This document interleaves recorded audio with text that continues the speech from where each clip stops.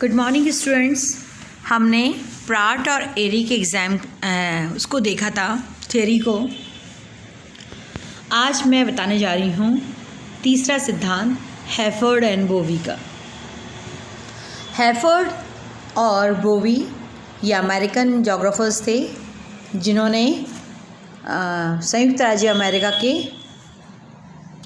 पश्चिमी भाग में सर्वेक्षण किया और उन्होंने सर्वेक्षण हिमालय की भांति किया खगोलीय और त्रिभुजीकरण विधि के द्वारा, जो कि उन्होंने किया 1910 से लेकर 1917 तक, यानी 7 इयर्स कंटिन्यूसली उन्होंने सर्वे वर्क किया। और जो उसमें विसंगति आई थी त्रिभुजी विधिकरण के द्वारा, दोनों के जो मापन में अंतर आया था, उसको उन्होंने अपने शोधों के आधार पर एक निष्कर्ष पे पहुँचे। उन्होंने पाया कि रॉकीज़ पर्वतों का यह अंतर 100 था, जो कि प्रशांत महासागर में बढ़ कर के 600 हो गया, यानी 100 यानी दैट हमने कहा था ना उसमें 5.545 डिग्री 5 डिग्री 0.545 इंचेस। तो यहाँ पर ये था, यहाँ पर ये हुआ 1 डिग्री से लेकर 6 डिग्री तक का इंक्लिनेशन या वेरिएशन आया। तो इसलिए बोवी और हैफोर्ड को भूखंडों के घनत्व में विभिन्नता को मान करके विभिन्नता है ये मानना पड़ा। इसके लिए उनको ये विवश होना पड़ा कि हर भूखंड का अपना एक भार या अपनी एक घनत्व या डेंसिटी होती है। इसी आधार पर हैफोर्ड एंड बोवी ने भी ऊंचाई तथा घनत्व में विपरीत संबंध स्थापित किया। अर्थात उन्होंने कहा ऊंचाई यानी पर्वत, ऊंचे उठे हुए भूभागों के नीचे कम घनत्व वाले भूभाग होते हैं, और जो कम ऊंचे उठे हुए भूभाग होते हैं उनमें घनत्व की चट्टानें नीचे की तरफ अधिक होती हैं। इसीलिए उन्होंने कहा कि उन्होंने ये माना मतलब कि 100 किलोमीटर गहराई तक एक ऐसा तल है जिसके ऊपर घनत्व में जैसा भी अंतर हो वो 100 किलोमीटर की गहराई के तल पर जाकर के इस्टेब्लिश या समतोल है ना, इक्विलिब्रियम। ये इक्विलिब्रियम के लिए उन्होंने ये वर्ड बोला प्लाने ऑफ कंपनसेशन, ये याद रखेंगे आप, समतोल तल या प्लाने ऑफ कंपनसेशन, ये हैफोर्ड एंड बोवी ने कहा। और ये कहाँ हो रहा है? 100 किलोमीटर की गहराई तक हो रहा है। उन्होंने कहा कि लेवल ऑफ कंपनसेशन के नीचे गुरुत्व विसंगति नहीं पाई जाती, यानी जो ग्रेविटेशनल एनोमली है, ग्रेविटेशनल एनोमली हमने क्या बोली थी, जो हमारे आंतरिक भूभाग में शलाका है चुंबक की, वो भी घूम रही है टुवर्ड्स ईस्ट से वेस्ट और पृथ्वी घूम रही है वेस्ट टू ईस्ट। तो दोनों के एंगुलर जो वेरिएशन है, अंतर है, ग्रेविटेशनल एनोमली, वो यहाँ पर आकर ख़त्म हो जाती है। अर्थात समान क्षेत्रफल वाले भाग के नीचे का भार समान होता है।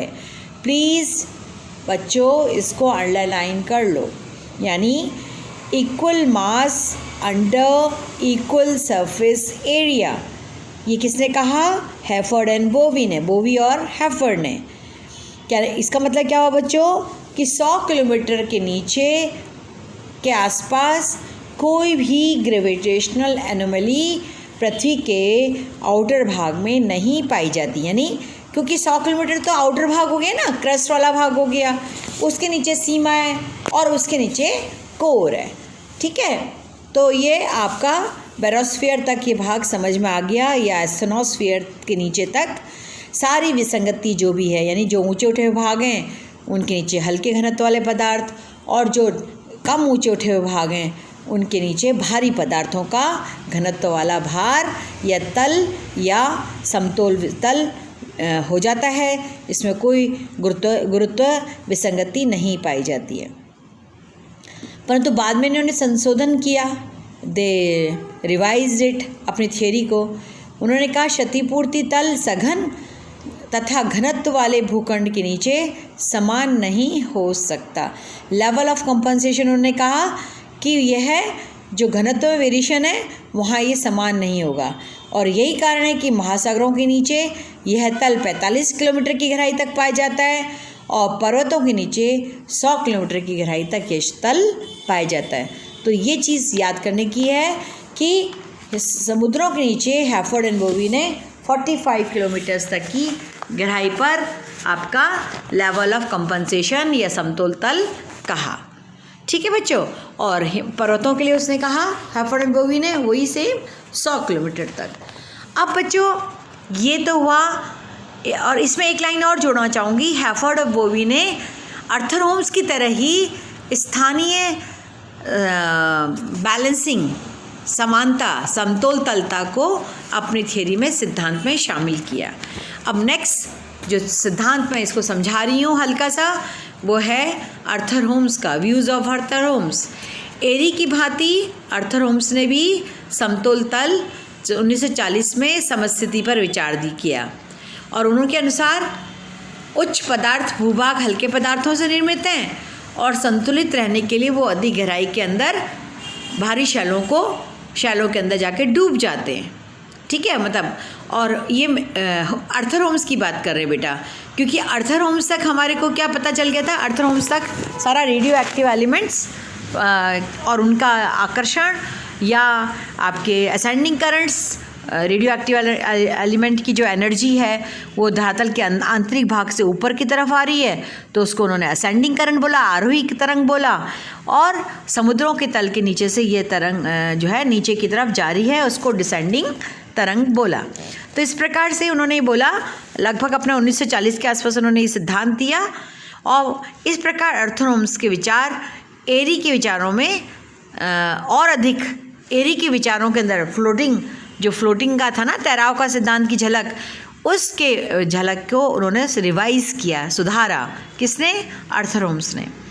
आर्थर होम्स के अनुसार जितना ऊंचा और जटिल भाग होगा, भू संतुलन वृहद स्तर पर होगा तथा क्षेत्रीय आधार पर होगा। जो मैं अभी जस्ट आपको बोली ना, क्षेत्रीय आधार मतलब लोकल संतुलन। अब लोकल संतुलन जैसे हमारे यहाँ यह मदार पहाड़ है, तो मदार पहाड़ तो बहुत घिसा हुआ छोटा पहाड़ हो गया, परंतु ये हल्के पदार्थों से निर्मित है और इसकी जो ऊंचाई है, सपोज अभी आपकी 600 मीटर ऊंचाई है या 800 मीटर ऊंचाई है, तो ये उतनी 1.5 गुना 2 गुना ये गहराई ज़मीन के अंदर हो, यानी 10 किलोमीटर 5 किलोमीटर तक ही ये डूबे होंगे। ये मैं ऐसे उदाहरण दे रही हूँ, सही बात नहीं बोल रही हूँ, एग्जैक्ट सटीक एग्जाम्पल नहीं दे रही हूँ, पर कहने का मतलब ये है कि जो ऊँचे उठे हुए भूभाग हैं वो थोड़े गहरे ज़्यादा डूबे हुए होंगे, और हर स्थान का जो भू आकृति है यानी लोकल क्षेत्रीय जो है उसमें वो बैलेंस होता है। ये बात किसने कहा? आपके आर्थर होम्स ने कहा। और उन्होंने ये बात बोली कि जो जैसे संयुक्त राज्य अमेरिका का जो कोलोराडो पर्वत है तथा हिमालय अपने इंडिया एशिया के तिब्बत, कुनलुन, काराकोरम जैसे पर्वत समूह जो हैं, इनका समूहों का संतुलन पृथ्वी की गहराई में काफ़ी नीचे तक एक समायोजित होगा। यानी जो पर्वत आपके 8000 मीटर से ऊंचे उठे हुए हैं, तो उनका आप 10 गुना, जैसे आपका फ्लोटिंग सिद्धांत में कहता है 1 भाग ऊपर 9 भाग नीचे, तो यानी 8000 मीटर ऊपर है तो उतना ही वो नीचे की तरफ उतने गुना नीचे होगा।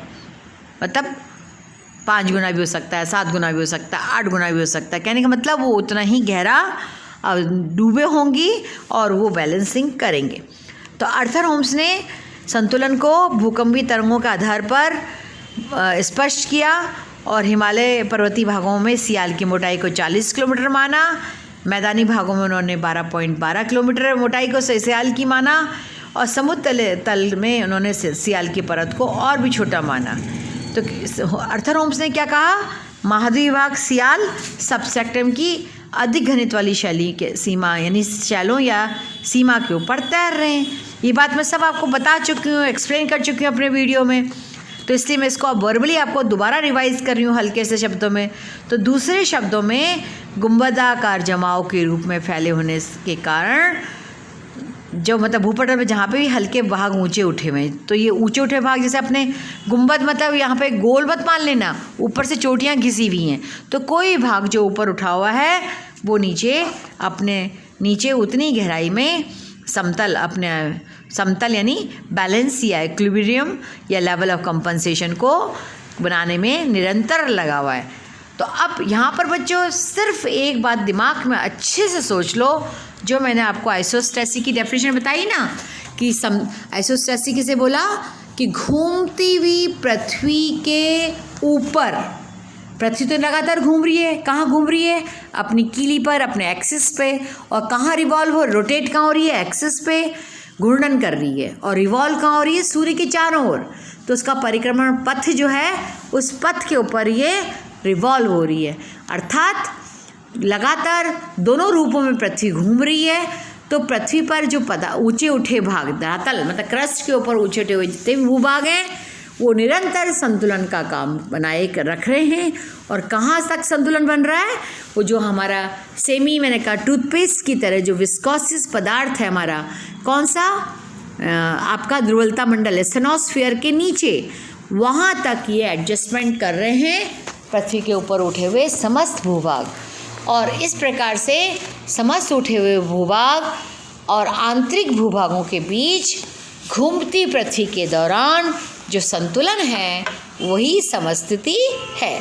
अब लोकल समस्थिति इसलिए ज़रूरी है बच्चों कि जैसे कहीं बम ब्लास्ट हुआ या परमाणु एक्सपेरिमेंट्स हुए, एटॉमिक या आपका कोई महान चट्टानों को विस्फोट करके और टनल्स बनानी है या सुरंग बनानी है, रेल रूट्स बनाने या रोड्स बनाने, तो वहाँ पर उसका जो प्रभाव होगा वो कुछ हद तक इधर उधर शिफ्ट हो जाएगा, यानी वो चट्टानें वाइब्रेंट होंगी, उनमें कंपन होगा और कंपन से वो संतुलन बनाने की दशा को अपने में उत्पन्न ढूंढने की कोशिश करेंगी। तो संतुलन के लिए क्या करेंगी, लगातार इधर उधर धंसेंगी, और इस प्रकार से धंसेंगी कहाँ, वो द्रव्य पदार्थ के अंदर। तो ये इस प्रकार से बच्चों, यानी जो हल्के द्रव्यमान हैं या हल्के घनत्व के पदार्थ हैं वो अधिक गहराई तक डूबे हुए हैं, और जो कम भारी घनत्व वाले पदार्थ हैं वो कम गहराई तक डूबे हैं। इस प्रकार से स्थानीय क्षेत्रीय संतुलन और पृथ्वी के ऊपरी भागों में और आंतरिक भागों में संतुलन को हम क्या बोल रहे हैं, समस्थिति। तो एक लाइन में समस्थिति की डेफिनेशन फिर से याद कर लीजिए, घूमती पृथ्वी में धरातल के ऊपर के भूभागों का और आंतरिक पृथ्वी के आंतरिक भूभागों के मध्य जो संतुलन का काम लगातार बन रहा है उसको हम समस्थिति बोल रहे हैं। और इस समस्थिति को ही हमने इस सिद्धांतों से जानने का प्रयास किया। ये इस प्रकार से टॉपिक आपका यहाँ पर क्षेत्रीय संतुलन के द्वारा या स्थानीय संतुलन के द्वारा समाप्त होता है। ठीक है बच्चों, ये कुल आपका हो गया। तो समस्थिति में अन्य महोदय जैसे हैं मीनेज महोदय, इन्होंने बहुत काम किया वर्तमान समय में, और इन्होंने सिर्फ कहा है कि भारत के संदर्भ में उन्होंने ये कहा कि हिंद महासागर में पूर्ण भू संतुलन पाया जाता है, परंतु भारतीय उपमहाद्वीप में पेंडुलम की शीर्ष रेखा प्लम लाइन का विचलन विश्व के किसी भाग से सर्वाधिक है, और जो कि चौंकाने वाला है। कहने का मतलब कि पृथ्वी का, हमारे भारत का जो सब लैंड पार्ट है उसमें सबडक्शन हो रहा है, और वो कहाँ डूब रहा है, भारत का जो स्थल भाग है वो सियाल हिमालय के अंदर सीमा के अंदर धसाव के साथ संतुलन बनाने का काम कर रहा है। ठीक है बच्चों, तो कहने का मतलब ये इस प्रकार से आपका समस्थिति हुआ। आज के लिए इतना ही, और आपका थैंक यू बच्चों।